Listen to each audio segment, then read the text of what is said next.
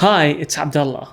When you think about Nokia phones, the first image that probably comes to mind is the indestructible 3310, or maybe the iconic Nokia N8, which tried to bring the same toughness and durability into the touchscreen era. The newly announced Nokia XR20 seems to be a modern take on such a device. It tries to combine between extreme durability and a nice design, something that is definitely not on offer currently with rugged devices. Also, unlike most rugged smartphones, it's pretty feature-packed. So you don't have to sacrifice the modern features just for the extra toughness. So here are my top 5 features that make the Nokia XR20 a special device. Number 1 is the build. With the build, Nokia Mobile went above and beyond with the XR20. So they fitted the display with Gorilla Glass Victus, something that isn't usually found except on flagship devices. You can even use the display even if you have wet hands or you're wearing gloves. The back is made out of a grippy 3D nano-textured rear cover. It won't allow the color to fade over time and it keeps the device protected.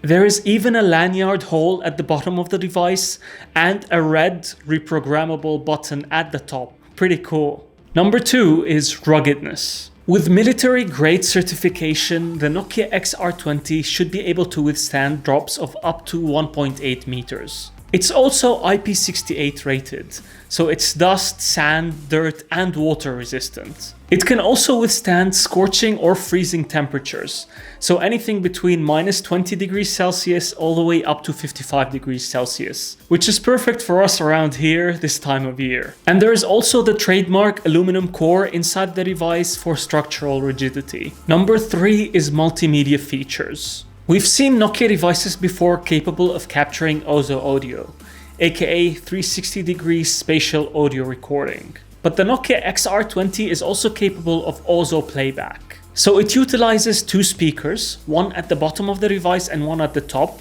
and they can go up to 96 decibels of loudness. So in theory, they should be very loud and give you very nice, rich sound. As for media creation, Nokia Mobile ditched the gimmicky 2 megapixel depth and macro sensors and instead opted for just 2 useful cameras on the back. They also added a dual tone flash as well as a standard LED flash, and both of them can switch on simultaneously to provide you with a very bright torch. That's quite cool and also quite useful if you want to do outdoor activities with this phone. Number 4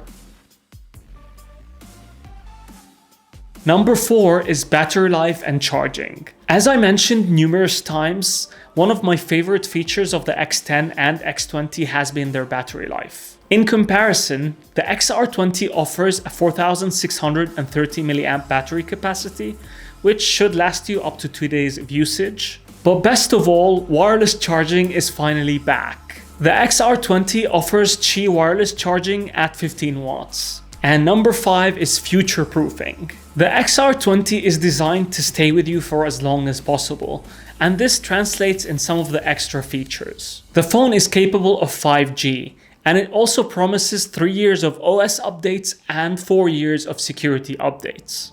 It also has USB 3.0 Type-C, capable of up to 5 gigabits per second of transfer speeds. It also offers the timeless 3.5mm headphone jack and an SD card slot for storage expansion, and comes with almost every type of sensor you'll need. As you can tell, I'm pretty excited about this one. It's a very unique device that will surely generate hype for the brand, and it also focuses on the core strengths that Nokia Mobile can currently offer. In my opinion, this is probably their most ambitious device since the Nokia 9 PureView. This time though, it focuses on what makes the Nokia brand so iconic: the durability and the design. So please stay tuned for my unboxing and review videos of the Nokia XR20 the moment I can get my hands on one. If however you want to check the full list of specs as well as all the details about the newly announced 6310 and C30, head over to nokiamob.net. So what do you think about the Nokia XR20?